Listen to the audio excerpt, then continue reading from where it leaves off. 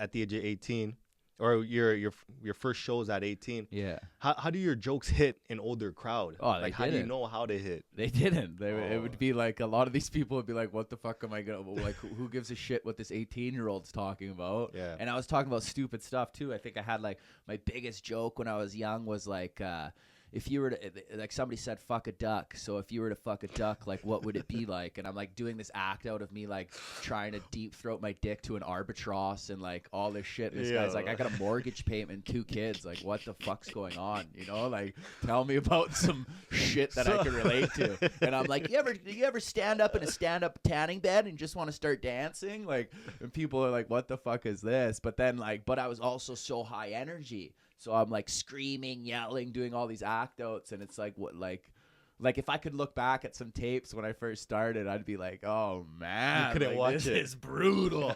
And then so no wonder I would bomb. Like everybody asks me like, oh, what was your first like year or two like? And it was like consistent bombing. It was like if I was going to do 7 shows a week, I'd probably say one of them was enough to be like, oh, okay, I have something here. Yeah. But then the rest would just be like people like saying I suck or like not laughing or like. So explain to me the duck fucking one.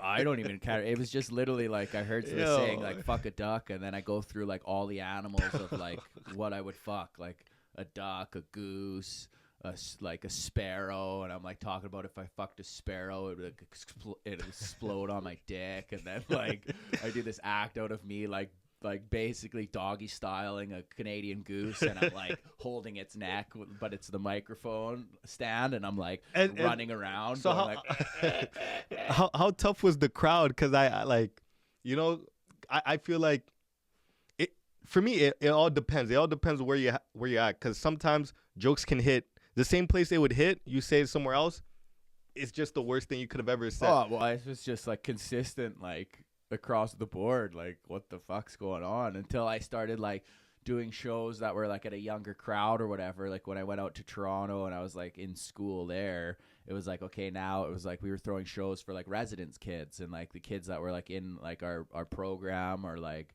people my age. And then it was like, oh, okay, they kind of found that funny, and then I could kind of do jokes towards them and shit. But if it was like I was going to a bar or if I'm going to like a club, there was like that disconnect because the age gap was so different. But then also like the point of view and like the things that others could relate to. It was like, what can an 18-year-old relate to a 34-year-old about? You know what I mean? Like to you, you're still a baby. If you look at it, it's like a grade 6er trying to hang out with a grade 12er. You know, like there's no, like what are we gonna do? There's no connection. We're gonna talk about Pokemon cards, and, like how I used to collect them. Cool. Like I'm also trying to talk about how I'm trying to get laid.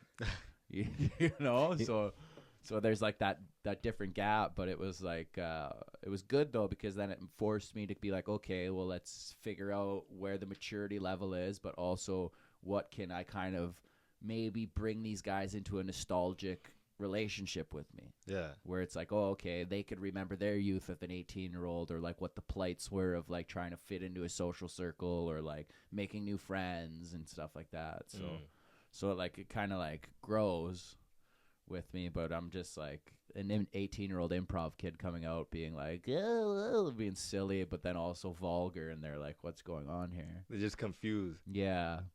I always think to myself as it's so easy, especially in today's day. It's so easy to get canceled. You know what I'm saying? Being a comedian, most of 90% of the time you're saying wild stuff. Yeah. You know what I'm saying? How do comedians kind of like swerve around the cancel culture? Well, I think it's like it's different now because the pendulum's kind of swinging back, but I feel like if there's humor to it and a craft and a tact, then usually generally the crowd will like be, unless you're doing like crazy outlandish shit and like making jokes of obscenities that have no point of view or no sense of humor to it, then it's like whatever. But it's also like, I don't know, I don't really think like yeah, cancel culture is kind of relevant in the sense, but I feel like now it's kind of like we're over it almost. Like everybody now is like, take it fucking easy, it's just a joke. Yeah.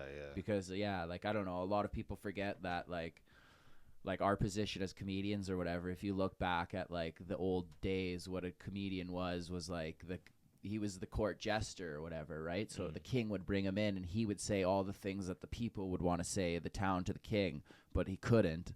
But then if it was funny and the king had a sense of humor, then he would live. But if he ever said something that stepped over the boundaries of the line, then he would just die. The king would kill him. So it's like we have to have that sense of like, hey, we all know what's going on, and I'm gonna say what we're all thinking. And if I have to be the one that like takes the bullet, then so be it. But I think right now, like, it's a full kind of swing back where the mature people think so. I mean, you could get like the internet on an uproar, and then you're kind of fucked. But then you have like, it's the internet, right? You have thousands of people that can like be like, cancel, do all this, and then a venue would be like, hey, well, I don't want to deal with the shit that's coming here. Like, so I have some buddies that like had the rug pulled from under them on like shows and stuff, but it was also like, okay, well, you knew what you were doing and you were poking the bear, so why are you gonna cry? When you knew you were gonna get in shit for what you did. See, I always think about stuff like that. Like, there's been a few shows, maybe there'd be some guys that I'd watch. They say a joke, and in the back of my mind, I'm like, it's funny, but how the hell is the rest of the world's gonna react to this when it makes its way to other platforms like the Shade Room, World Star, whatever the case may be? Because to me, I find we're in a time and place where everybody is sensitive to something. And then if one person finds a group of people to be sensitive to something, even though if they're not, they might just want to join the group and be like, oh, they find it offensive, I'm going to just hop on the bandwagon and find it offensive too. Yeah, 100%. But then it's like whatever. At that point, what can you do, right?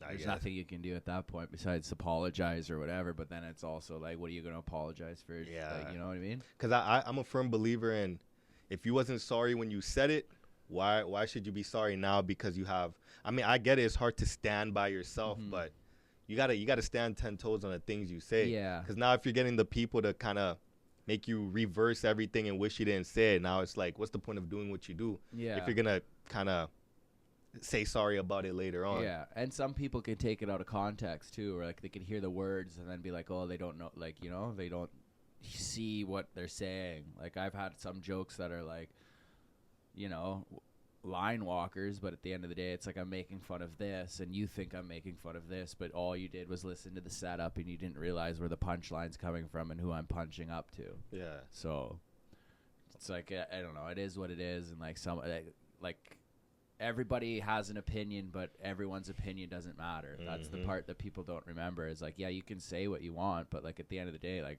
I don't give a fuck. Yeah. And neither do other people. So like, boo hoo hoo hoo hoo.